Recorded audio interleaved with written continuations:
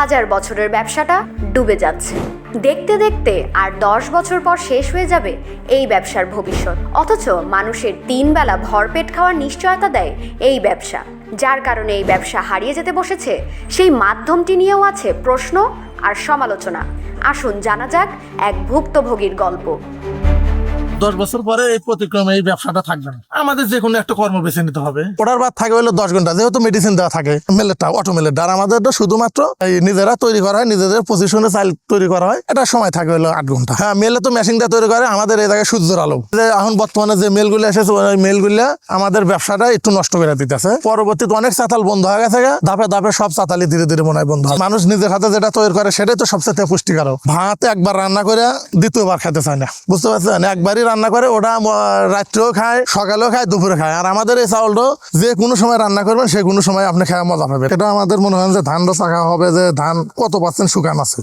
আগের দিন আমরা ধান একটু শুকা রাখি যে চাউল ধরা পরিমাণ, যে পরের দিন জানি শুকালি পারে আপনার জানি চাউলটা না কাটে। আগের দিন ওই মাপে শুকা রাখা হয়। যদি আগের দিন বেশি শুকা রাখা হয় তো তাহলে পরের দিন চাউলটা জোর হওয়ার সম্ভাবনা থাকে। একটা চাউল 3টা ভাগ করা যায়। আপনার যদি আগের দিন যদি শুকান ওই পরিমাণ মতো ধোয়া হয়, পরের দিন আমরা সকালে উঠে ওই একটা কাটা দিই। ওটা একটা কাটা দিলি পারে 2-3 জায়গা থেকে নেওয়ার পরে দেখি যে ধানটা শুয়ে আছে। আমাদের এখানে কোনো মেশিং এর কোনো পরীক্ষা হয় না, শুধুমাত্র এই দাঁতে দেওয়ার পরই এটা পরীক্ষা হয়। বহু কোয়ালিটির ধান আছে, তার মধ্যে কাটারি ধানটা যেটা বলে, ওই ধানটা মনে করেন যে সর্বনিম্ন 4-5 দিনে তুললে পারে চাউলের মানটা সর্বোচ্চ ভালো হয়।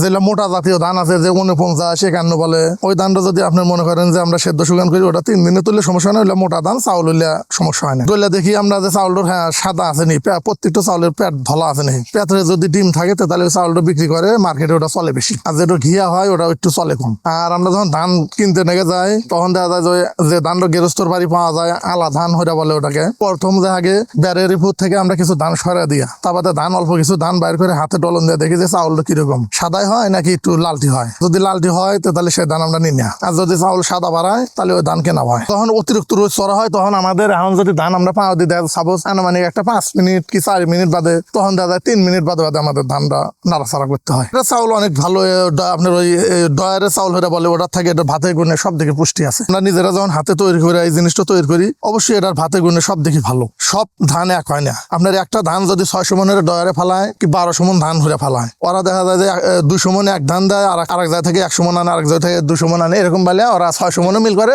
1200 মনে মিল করে। এখানে মেশিনে না মানুষে কাজ করে। আপনার মেশিনের একটু ওই দেখা যায় যে ধান যেগুলো সেদ্ধ করে ওইগুলো তো আপনার ওই ডয়ারে মনে হয় যে কোনো থাকে না। দেখা যায় কি যে চাউলটা ওরা যে টেম্পারটা যে দেয় 2 মাস কি 3 মাস থাকতে পারে ওই চাউলের মেয়াদ। আর এগুলো আমরা 6 মাস 1 বছর পর চাউলটা রাখতে পারি। মেশিনের চাউলে কি আপনি মজা পাবেন? মানুষ নিজের হাতে যেটা তৈরি করে সেটাই তো সবচেয়ে পুষ্টিকারক। এখানে যে ধানগুলো তারা সকালে সরে দেয়, তারপরে ধান পাও দেওয়া হয়, কাটা দেওয়া হয়, পরবর্তী ধানগুলো জড়ানো হয়। এদের পরিশ্রম বেশি, এদের সবচেয়ে পরিশ্রম বেশি, মেশিনে পরিশ্রম কম। লাভবানের দিকে দিয়ে মেশিন আলারে লাভবান আছে। কারণ মেলে তো এরকম কাজ হয় না।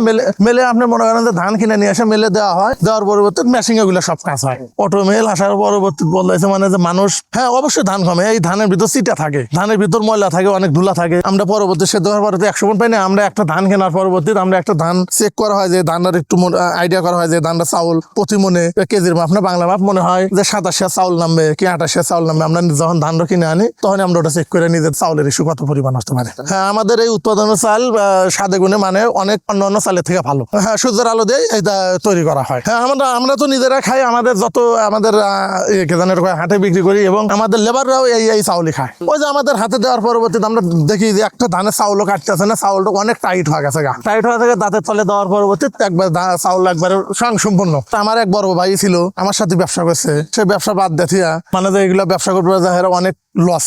দেখা যায় যে দামে ধান কিনে আনার পরবর্তীতে খরচ করে সে টাকা তুলতে পারে না।